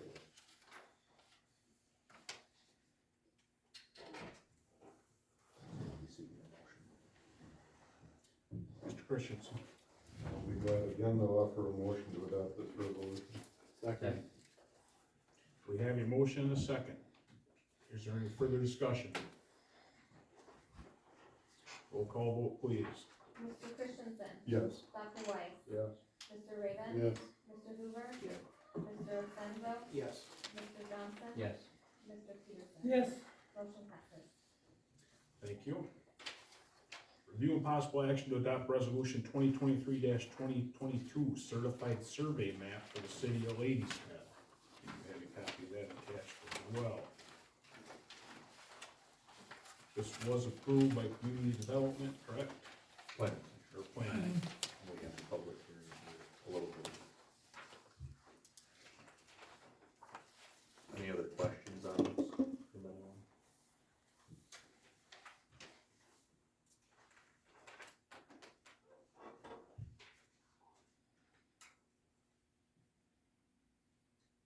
Would anyone like to make a motion on this resolution? So moved. Second. We have a motion and a second. Is there any further discussion? Roll call vote, please. Dr. Weiss. Yes. Mr. Raven. Yes. Mr. Hoover. Yes. Mr. Senzo. Yes. Mr. Johnson. Yes. Mr. Peterson. Yes. Mr. Christensen. Yes. Motion passes. Review and possible action to adopt resolution 2023-23 to vacate a portion of platted but undeveloped alley. There's also a copy attached. And that one is the colored map with the alleyway in question highlighted in red. That was separate from your council packet, but the resolution in the packet is correct. This one, just for background, a gentleman just bought this property in the last couple of weeks. Some of you that have been around town long enough will remember it as Dave and Winnie Lee's property, between Monash Avenue and River Avenue. The gentleman owns both lots, it's actually the same parcel number and has a platted alley running through it. There's a deep ravine there, I can't see that it'll ever be built, so he wanted to clean up his yard and, have it all done nice, so. He submitted a request, and as the owner of 100% of the frontage, he's free to do that without any public hearing or anything, so it's at the council's pleasure. Make a motion to that effect? We have a motion and a second. Is there any further discussion? Roll call vote, please. Mr. Raven. Yes. Mr. Hoover. Yes. Mr. Senzo. Yes. Mr. Johnson. Yes. Mr. Peterson. Yes. Mr. Christensen. Yes. Dr. Weiss. Yes. Motion passes. Thank you. Moving on to item J, review and possible action on ordinance 2023-07, amending side and rear yard fence regulations. You have a copy of that attached. It did go to legal affairs. You wanna talk on that some more, Dr. Weiss?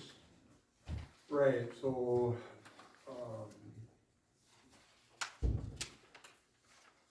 basically, I think Mr. Christensen, District 4 representative, knows more than I do. He presented the basic figures on this, but it's just kind of some common sense things that will allow for more kinds of fencing to be acceptable according to city ordinance, so that it wouldn't overly inconvenience, landowners and still be aesthetically acceptable. Is that an adequate summary, Mr. Christensen?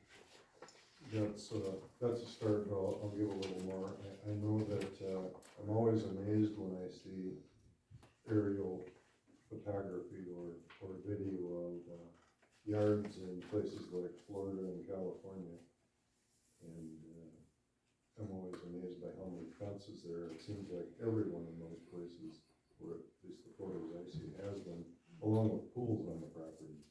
But, over time, I've noticed more activity in Ladysmith, more people adding fences, and this was intended to address situations where land isn't very level, where there are drop-offs, and how to deal with it. I didn't feel there was a lot of guidance in the current language, and tried to, put together something that would allow people to stair step those, or to keep an even upper line. And, I think that would be a way to address it, but I think Kurt, has given it some thought, and, is going to propose to you to go to a simpler use of conditional use permits, where a fence would not otherwise comply with the current code, and from what I've seen, that would be probably a simpler solution, and I would have no problem supporting that. I think that would be more appropriate as well.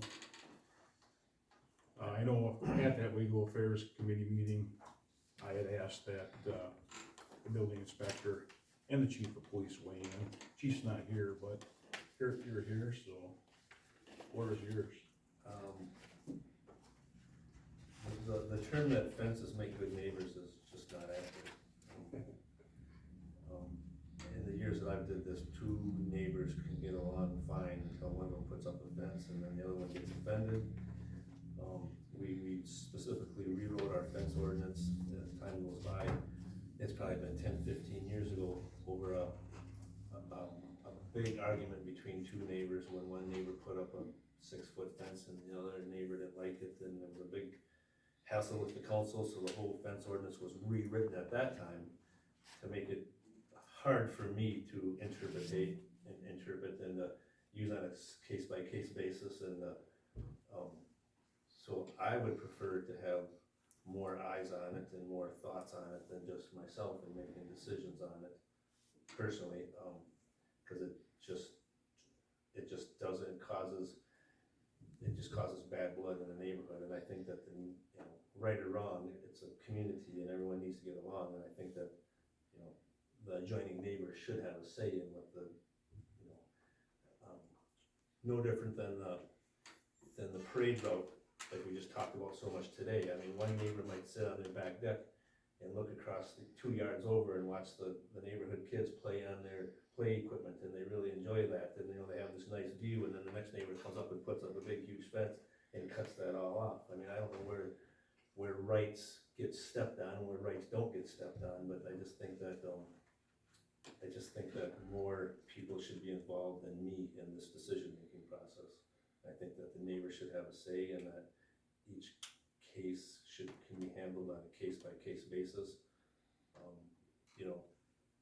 10-foot fence is all we allow in the industrial park, let alone in the residential district. I mean, if an industry come along and wanted to put up a security fence, all we allow is 10 feet.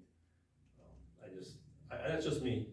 I take my marching orders from you 7 members. I do what you tell me to do, but I just think that that the way that's worded is hard for me to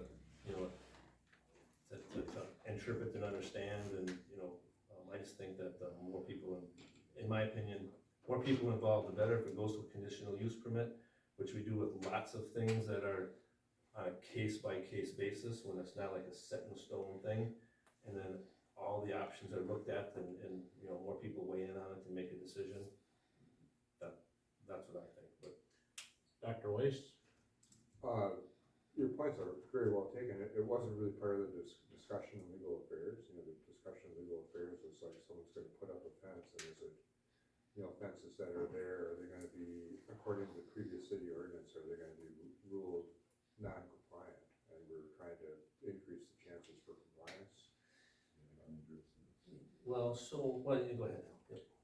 One thing that I'd like to point out there is that, as Kurt said, some years back, the fence ordinance was revisited, and things were done to try to improve it and make it more accommodating and so on. But like any zoning ordinance, things that existed prior to the adoption of that code don't have to comply with the new code if they already exist beforehand.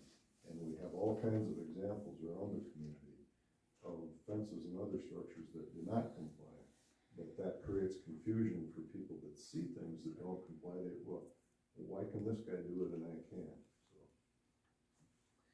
And although the city's not, I mean, it's not like it's that huge, but things get built on a Saturday all the time that I don't know about, and so it's hard to say. I mean, it's hard to keep up with it. Was that fence there? Was that fence not there? I mean, most of the time the neighbors can tell you it wasn't there before. It's not like I go searching people's backyards for fences, but like Al said, I mean, pre-existing non-conforming, we actually have a section in our ordinance for pre-existing non-conforming. City Hall falls into pre-existing non-conforming because we're built right up tight to the corner of the block. And if a tornado ever comes through and takes out City Hall, it can't be built in the same spot. It's got to be back off the street so you can have a vision corner. But until that happens, it can stay here. And that's, like Al said, if the fence was built before the ordinance change, it can stay there and be maintained to a point forever. And the 6-foot fence is a nominal. I mean, it's not like I go out there with my tape measures and if it's 6 foot 1/4 inch, it's like, nope, it's not. I mean, 2x4 is not 2x4, it's 1.5 inches by 3.5, and a 6-foot fence is, it's not gonna be dead on 6 feet. There's a little bit of judgment that has to go in there, but I don't know. This is a very unique situation, and I just think, like I said, in most areas of the city, the adjoining neighbors would probably really be upset with a 10.5-foot side fence. I really think they would. In the past, the police chief isn't here.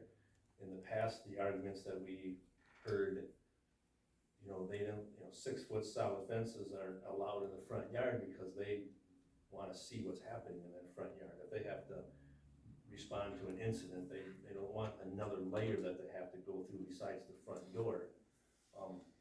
They can't, they can't scale higher than a 6-foot fence. If they're chasing somebody through the backyard, 6-foot fence is about the highest anybody can scale. And so them were the concerns that came up in the past when we had rewritten the fence ordinance. So I just think that all of the, so each situation is unique, and I just think that, having that done by conditional use permit, then the conditional use permit can be put in there where the good side needs to face the neighbor, the bad, the posts face you and not the neighbor. It has to be white, or, you can't, I mean, I've had people build a fence and then have the kids go out there and play, with all the paint they have left over in the basement and paint it 14 different colors. And then I'm getting a phone call because the neighbor's like, how would you like to look at that all the time, There's just a lot goes into this, more than you think if you don't deal with it like I do almost on a daily basis, So I just think that's my thought, like I said, but I take my marching orders from you guys, and so, but that's my 2 cents on it. So I'm saying you would be comfortable if we kind of put this through, but with the conditional approval of the neighbor affected. I mean, literally we have added, not too long back, Ladysmith only allowed houses as small as 720 square feet, and now we put a conditional use in there, you can build as small as 450 square feet. I mean, we've added, but the state, you have to have it listed in your ordinance as a conditional use. It has to be, so I forget where we were at. I emailed it off to Al, and I don't know what number we were at. But I mean, just adding it to the next thing on conditional use expenses that don't meet the requirements of, So the planning commission 142 can issue Yeah. a conditional use permit. The planning That's one of their commission duties. would still look at it on a case-by-case basis. The neighbors would get notified of it, they could come in and voice their 2 cents, and then, then it would get denied or issued with conditions, or, okay, we won't, we don't want 10-foot fence, but you can have an 8-foot fence or something, But it'd be more of a case-by-case basis. You're saying, Kurt, that this would ordinance would have to be changed to include a conditional use. Yeah, no different than what you're doing here with this ordinance change. You'd just be changing a different number to add the 17th conditional use permit, or whatever number we're at, of fences that don't comply with section 13.1.142, parent C, parent 6, or whatever, you know? But if we had a conditional use permit, you wouldn't even need this then, right? You wouldn't need this ordinance, no, Yeah. you would change a different ordinance, Yeah. you would change the conditional use ordinance to add one more condition, you know, or one Yeah, more allowance. I like that. And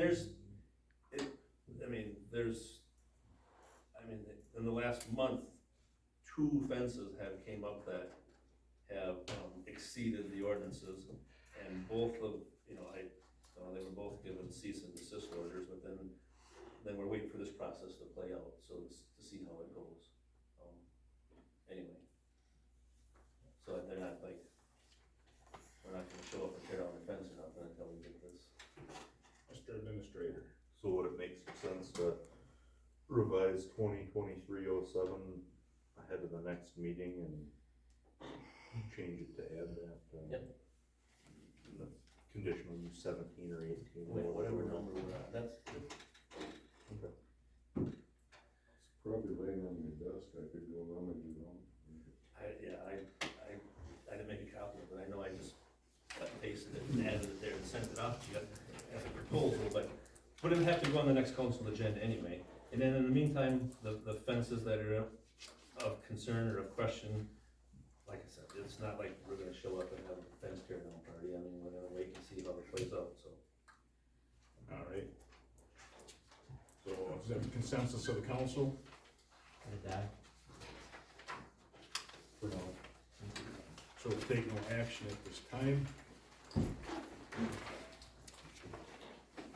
District 1, Mr. Estenso. Nothing to add today. Thank you. Any questions for Mr. Estenso? District 2, Mr. Johnson. Thank you, Mr. Mayor. First up, per recommendation from the Park Board, through turning over Corbett Lake folders 11 through 29 to City Hall staff for archiving. There is a list in your packet towards the back. Ray, do you have anything to add to that? Yes. Here they are. That's the last of the folders. All right. Now, your attachment shows, which I outlined in color. The attachment shows which one's been turned in already. Some are already finished, closed. There's no of them on here. So, Mr. Johnson, this is something to keep in mind. If the Park Board wants to work on any of this stuff, there is 154 pages just for the dredging folder alone. So I took all the meetings and minutes of the meetings and I filed them in the folders. So all these folders got all the meetings pertaining to the ones on you see here. So you can find past history, which was done by the council.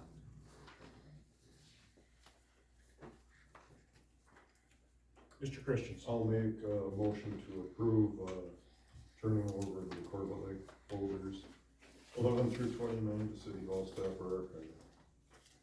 I'll second it. We have a motion and a second. Is there any further discussion? All those in favor signify by saying aye. Aye. Opposed? Motion carries. I thank you. Thank you, Ray. Thanks, Ray. Next up, authorize Finance Committee to approve the awarding bids of the Wisconsin surplus auction items on 8/21/2013 date. So, yeah, there were some classroom type items still in the old elementary school. Council quite a while back, probably before this council authorized putting those out for bid. Prior to that, stuff had been sold to folks, prices were set, and folks basically got a hold of me and came in there and got them. We sold a lot of stuff right after COVID when people were looking at homeschooling their kids and stuff, got rid of a lot of desks and stuff that way that otherwise probably would have wound up in the dumpster. This is kind of the leftovers, so They're up on Wisconsin surplus, I think, for another week, a little less than a week now. So, yeah, just looking, you know, if anyone bids on those, to give, finance committee authorization to accept those bids, rather than having them, wait a whole nother week to be able to come pick up their stuff. It's nothing that we have any use for here at the city. All the school districts in the county have had multiple options to walk through and look at stuff and take stuff that they wanted, so it's kind of what's left, and if it doesn't sell, it'll probably wind up in the dumpster, or maybe we can put it out on the street with a free sign on it for a couple days if the neighbors don't complain. Yeah, just looking to give finance that authority, please. I'll make a motion to authorize finance committee. Second. We have a motion and a second. Is there any further discussion? Roll call vote, please. Oh, I missed somebody? Are we gonna take the roll call vote first? I just have a comment to the cemetery. Yeah, let's take our vote first. Mr. Hoover? Yes. Mr. Senzo? Yes. Mr. Johnson? Yep. Mr. Peterson? Yes. Mr. Christensen? Yes. Dr. Weiss? Yes. Mr. Raymond? Yes. Motion passes. All right, Ray, what you got? I would like to thank the cemetery board for the work they did on my grave and my daughter's grave. They really did a job, really nice. Thank you. I'll pass it on, Ray, thanks. Does anyone have any other questions for Mr. Johnson? District 3, Mr. Peterson. Nothing to report. Any questions for Mr. Peterson? District 4, Mr. Christensen. Minutes of recent Ladysmith Industrial Development Corporation meeting and the recent joint meeting of the Community Development and Property Committees were attached to the original packet. If anyone has any questions regarding what's in those minutes, you can ask them now. Otherwise, I have nothing else at this point. Any further questions for Mr. Christensen? District 5, Dr. Weiss. Just a comment initially, I guess, you know, as a city leader, I would want to really get a lot of information about expanding the jail, the need for expanding the jail. From a kind of radical meaning to the root, not radical left wing, but why is jail space needed, you know? They talked about population growth was one of the rationales. We're not in an area where there's population growth. The city is shrinking. I don't think Russ County in general is expanding. Nobody's advocating increased levels of incarceration. Everybody wants to go with, you know, non-jail time solutions to criminality and problems like that. So I think we should all really think about that. I mean, there's so many other things that I'd like to see tax dollars spent on other than more jail space. And I think that it's an area really that has agreement across the political spectrum. I think conservatives, liberals, everybody can kind of agree that we don't want to be incarcerating people unless they really are needing to be incarcerated. You know, they're a better solution. So I think it's probably, as I understand it, we're not going to be able to make that decision. That's the county, but I guess how we can get involved is where the jail ultimately is going to be, like some of the members have shared today. So just that statement for us to think about. And then in terms of advocating switching to what's on the agenda, that, you know, I'd like to get signs up that would be publicizing our area. And so I'd like to ask the city administrator to kind of have people have the pictures sent all up to the council members and for people to rank their choices on what they'd like to see 1, 2, and 3. My personal favorite is the one of the Flambeau River that's kind of taken probably at dusk or maybe at dawn. I actually think that picture is taken from the G Bridge looking down, so it really is right in town. It's a beautiful picture, you know, and so I would like a great big new billboard with those images, you know, one coming from the south on Highway 27, one coming from the west on Highway 8. I would have different images, one on one and one on the other, and then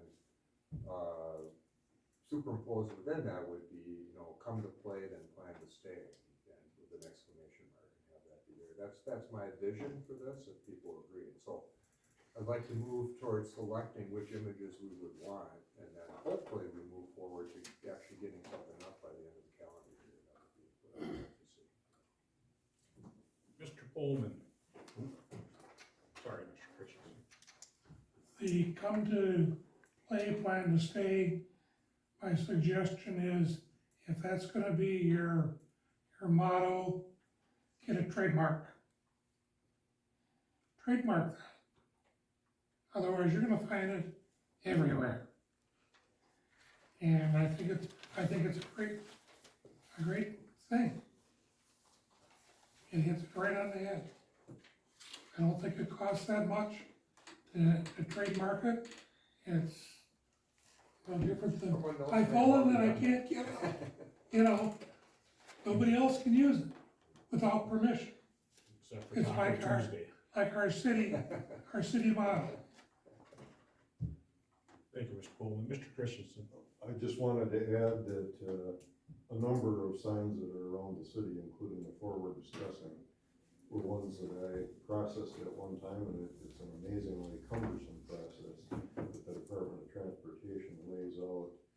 One thing that would simplify it would be to put the new signs in the exact same locations as the current ones, although in at least one case, that might not be the best location. I would also say, and I looked today just to confirm my thoughts, is for the most part, the back sides of these signs are ugly because they're just structure, painted structure.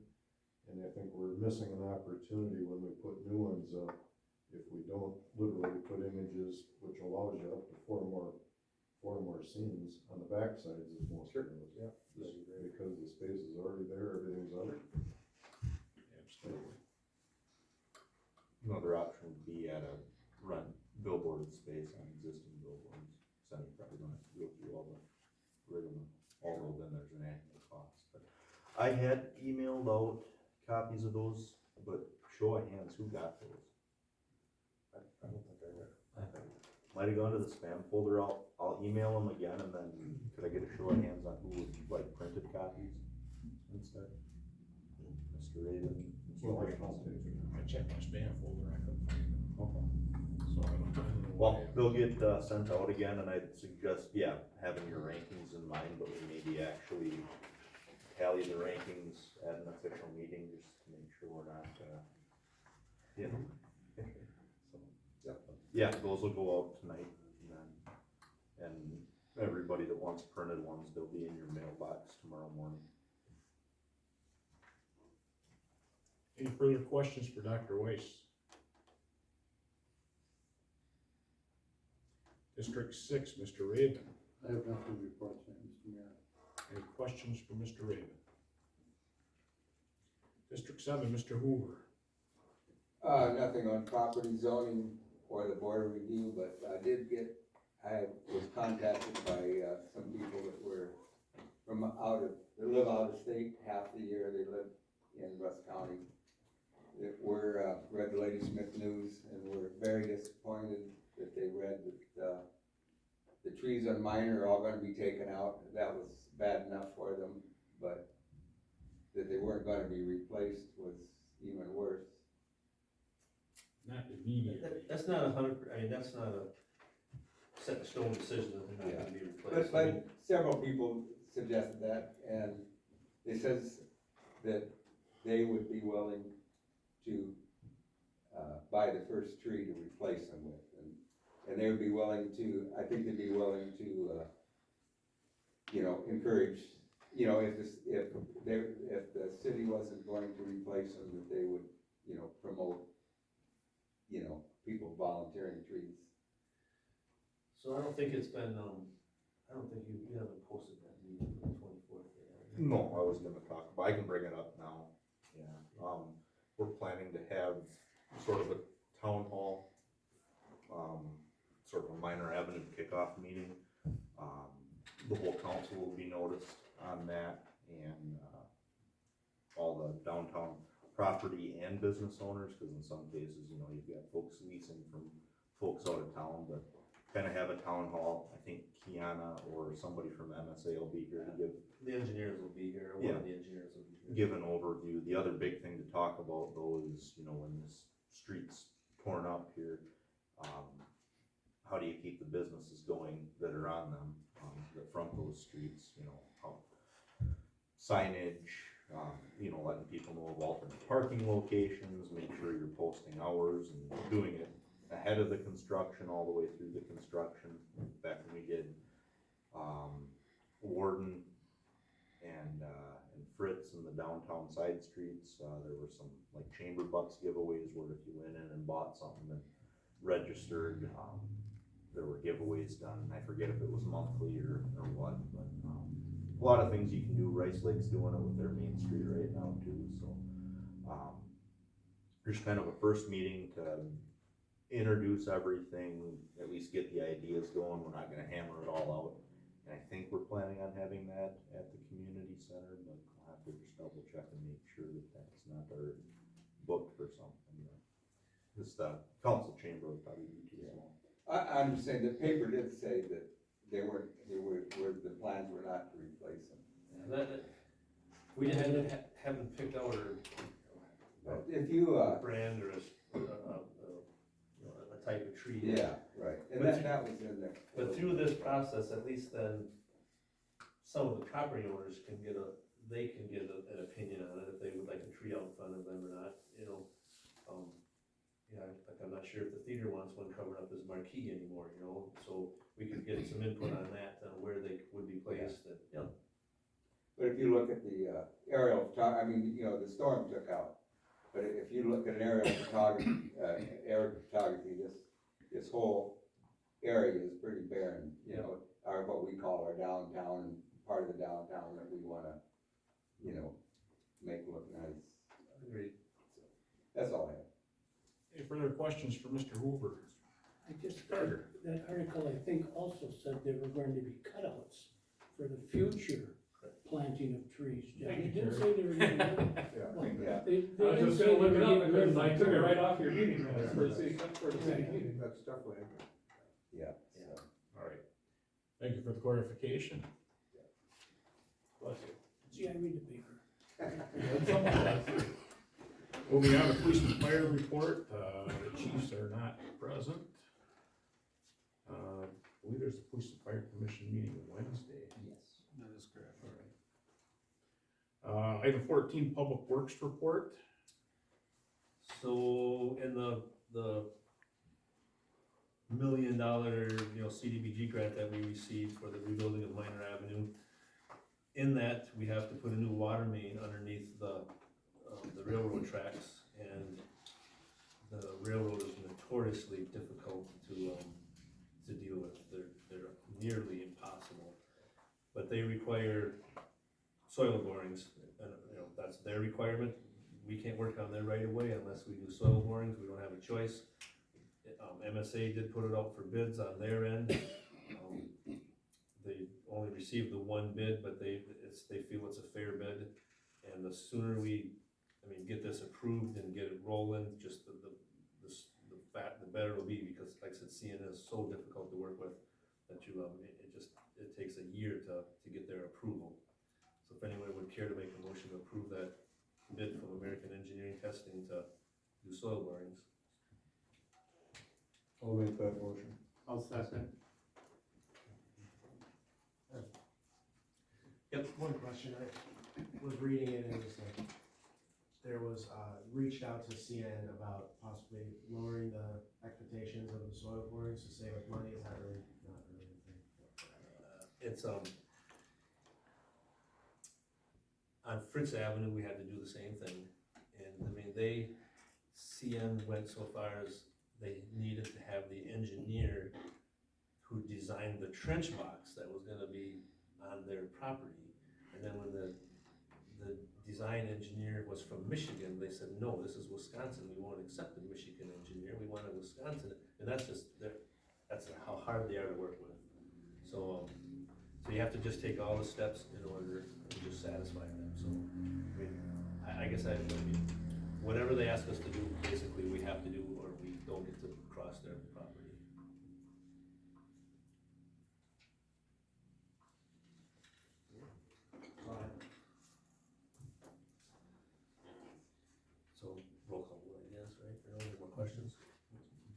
further discussion?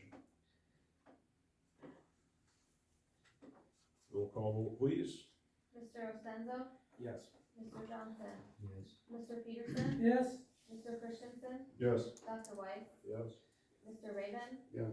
Mr. Hoover? Yes. Motion passes. And it's already passed, but just an after the fact thing that, then this money, the grant will not cover this, but the DNR will cover this, and then it can be used as match for the grant, because we have to have a, $500,000 match anyway. The DNR funding will cover this expense, and then that can be used as a match for the $1 million grant, so it'll be covered with one agency or another, so that's all. All right. Any further questions for the Director of Public Works? Okay, moving on to Administrator's Report. Thank you, Mr. Mayor. Item A was action to approve $5,000 from TIF 8 for marketing in the downtown district and the surrounding area within the Halo, the TIF Halo zone, yet in 2023. Just to tie into this a little bit, and obviously I wasn't there before this made it to the agenda, but my wife and my son and I took a trip up to the UP. We left Thursday night, so Friday, Saturday, and Sunday, and stayed at a few places there and went around. And the Airbnbs we were at, the hosts were great, and they did leave a nice list of things to do. But we got all our information ahead of time online. Their chamber website, Facebook pages, Googling things to do in Gladstone, Michigan, or Escanaba, things like that. So I think we've had some good discussions, especially at community development, about different ways to promote the area. If any of you watched the Vikings preseason game on Thursday, you probably saw a few commercials for the Russ County Museum. We did have a little left in my budget to spend on advertising, so we got some in there, and then Not enough for a Packers game. no, those are a lot more expensive, but Minnesota folks got money to spend too, so try to cater to them a little bit. But we also got a bunch of rotators that we'll run in September to help advertise Leaf It to Russ. So just given the discussions we've had, the billboard ideas, been working on updating the city website to have kind of a better things to do page, just really trying to boost our presence. Just like the authorization to have a little more available to spend should opportunities arise.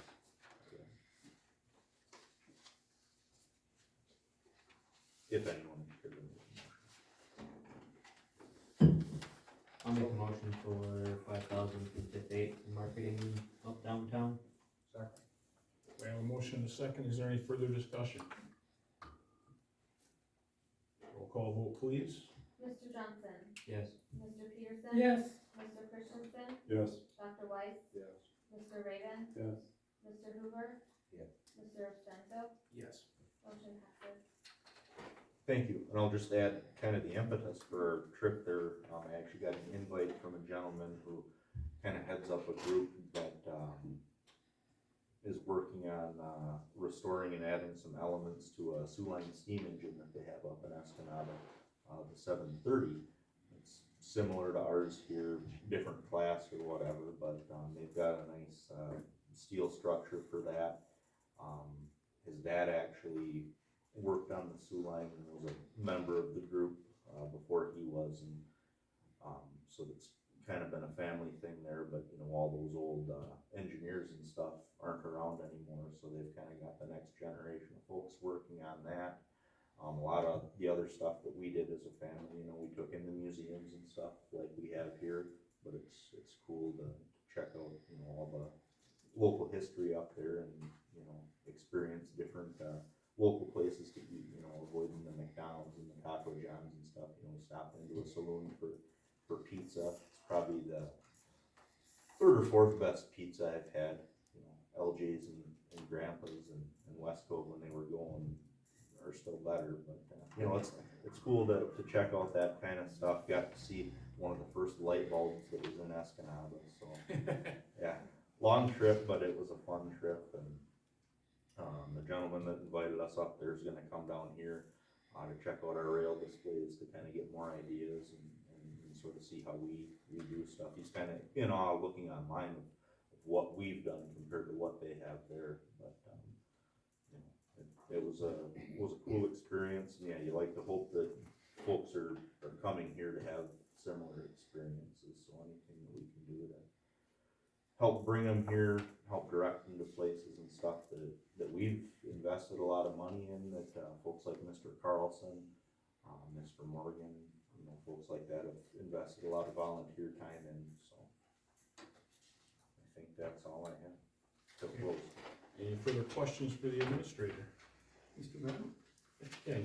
the chamber director had a whole list of relatively low-cost things that might increase tourism to our town.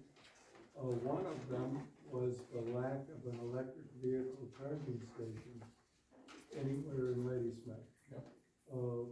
Very shortly, we heard just a few minutes ago, all of Minor Avenue is going to be torn up. I can imagine an electric vehicle charging station right downtown in front of City Hall. That might require the city crew to park on a side street or one parking spot further away.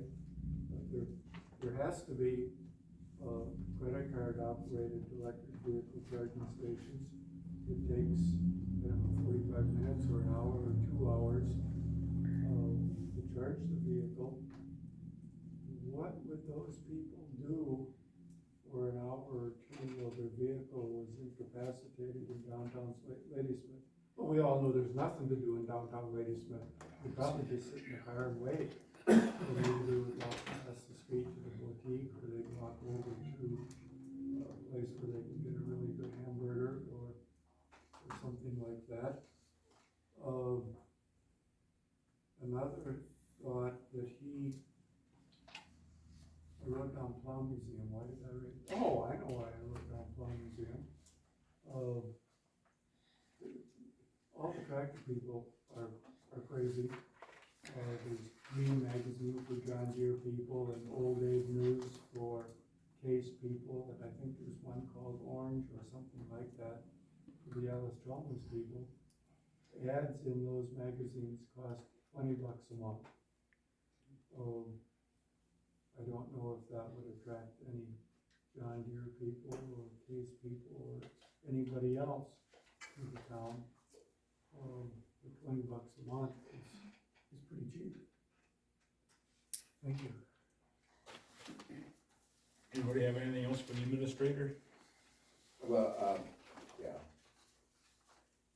Al, you had mentioned about the charging stations, and we had talked about that, and I did talk to Aaron Livingston, and we talked about the Ranger Station. He said just the capability to have two high output charging stations, he said just a ballpark figure was in the neighborhood of $20,000 or so, just to get it ready. That doesn't include putting in high output, but just adapting that to so you could put them in. You wouldn't include piping to wherever the stations would be or anything like that. That's just There's federal grant money out there too. You can get that. Jump River Electric does have a charging station. That's what I thought. Yeah. Toyson's used to, but they removed it, lack of use. Taco Theory had one, but they took it out, right? I mean, when the bank bought it, they took it out. yeah, they gave it to, the guys that demoed the building. Oh, yeah. Yeah. Attorney's report. New issue of Guns and Ammo magazine came out last week. You can't imagine what's on the cover. I can't believe that's a bi-weekly subscription. I think it only comes out once a month. Yes, yes. Okay, so why don't you bring it up every 2 weeks? And Well, say it's new. There's more than one people who are interested in that kind of stuff. Well, I got. Anything for the city attorney? Yes. Okay, moving on to licenses and permits. Oh, Mr. Bowman. I was just curious, I know there's a thing called eminent domain. does the county, if it comes down to it, are they able to declare eminent domain to close down a street, do you know? And just take the property? The city has eminent domain to create streets, so that would be an interesting battle, but I think we'd win that one. It was just a question. Short answer is, I don't know. Okay. Thank you. So first up, we have operator licenses for James West and Barbara West. They have been approved by the PD. What is the license? Operator's license. Bartender's license. Inspectors. So has all those problems been rectified then? Or? They could tip bar at any bar in Ladysmith with the bartender license. Okay. It's not for the premises, for the person. Gotcha. Is there a motion? I'll make a motion for James and Barb West from West Cove Lane for operator license. Second. We have a motion and a second. Is there any further discussion? All those in favor signify by saying aye. Aye. Opposed? Motion carries. Chris Doyle, Bramley Smith, approved by the PD, and Sonia M. Austin, pending approval by the PD. I make the motion to approve pending on PD approval on Sonia Austin. Second. We're also approving the, And also approve Emily Smith. okay. We have a motion and a second. Is there any further discussion? All those in favor signify by saying aye. Aye. Opposed? Motion carries. Holiday, Brandon Whitaker, pending approval by the PD. Make a motion for Brandon Whitaker from Holiday, pending PD approval. Second. We have a motion and a second. Is there any further discussion? All those in favor signify by saying aye. Aye. Opposed? Motion carries. Minor Station, Anne Marie Slowiak, approved by the PD. Motion to approve and Second. I have a motion and a second. Is there any further discussion? All those in favor signify by saying aye. Aye. Opposed? Motion carries. Independent, Roxanne Wild, approved by the PD. Move approval. Second. We have a motion and a second. Is there any further discussion? All those in favor signify by saying aye. Aye. Opposed? Motion carries. Next up, street use permit, already approved by the PD, applicant Russ County Community Library. Move approval. We have a motion and a second. Is there any further discussion? All those in favor signify by saying aye. Aye. Opposed? Motion carries. And our final permit, chicken keeping permit for Nathan Johnson, pending inspector's approval. Question. How in the heck does Nathan Johnson find time to raise chickens? I would like to know that myself. Why? So moved. Second. We have a motion and a second. Is there any further discussion? All those in favor signify by saying aye. Aye. Opposed? There being none, motion carries. Let the record reflect that Mr. Johnson abstained. Mr. Mayor, I apologize, could I back up for just a minute? Let's take a vote. Go ahead, what you got? Roll call vote. Over the weekend, I happened to stumble into a discussion with a county board member that started out with the distinction between low-income housing and workforce housing. Earlier in this meeting, I did just a little arithmetic. SSI for a single adult is $2,100 a month. If you divide that by 160 working hours in a month, more or less, that comes to $14 an hour net income for an individual on SSI, plus free, no deductible health insurance. Net of $14 an hour without state or federal income tax. I don't know what that translates to in a hourly wage, $20 an hour maybe. If you have two adults unrelated in the same household, then we're at $4,200 a month. If one of the children is maimed, then we're up to $6,300 a month. And we don't want those people living in our neighborhood because they're poor. Maybe. Thank you. Anybody have anything further? So at the time, move on to Mayor's Forum. I would like to note the passing of Mr. John Terrell last Friday, historian of our area, writer for the Ladysmith News. As a younger man, I read his weekly article, Tales, Trails, and Tales. Was just looking at the Centennial book last night that he helped compile. A lot of the information in there was from him. So at this time, I'd like to have a moment of silence for Mr. Terry.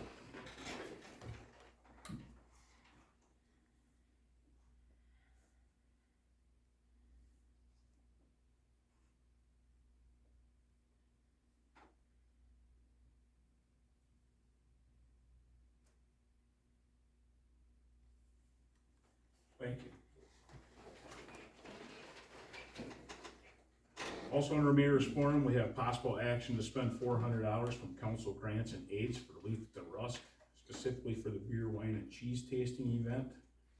It's a big draw. So if the council wishes to move forward with this, I would need a motion. So moved. Second. I have a motion and a second. Is there any further discussion? Roll call vote, please. Mr. Peterson? Yes. Mr. Christensen? Yes. Dr. Weiss? Yes. Mr. Raven? Yes. Mr. Hoover? Yes. Mr. Ostenzo? Yes. Mr. Johnson? Yes. Motion passes. Thank you. One last thing, I did attend the Rusk County Fair this weekend. Went to the rodeo, first time I went to the rodeo here. Very nice event. And Sunday, my wife asked me if I wanted to go to the mud bogs, which really surprised me. We went, it was a good time. Seen Mr. Johnson there as well. Just so many things to see and do in our area. And as old as I am, there's still things to see and do. Last year, for Leaf to Rusk, we did the chair ride lift to the top of Christie Mountain. And that was the first time I'd been to the top of Christie Mountain. And what a view. You've got to see it if you haven't seen it. And that is all I have. Unless anyone has questions for me. Mr. Carlson. Two items came up on the council's session. I think I need to apologize to Mr. Peterson because I thought we were done with Johnson. And I thank you goes to part with the cemetery board from the two grave sites. And then Christensen Jr., he made the remark about Bill Morgan and I volunteered on the railroad today. I happen to be documenting letters I got on my life history. And I got one from the Wisconsin State Board of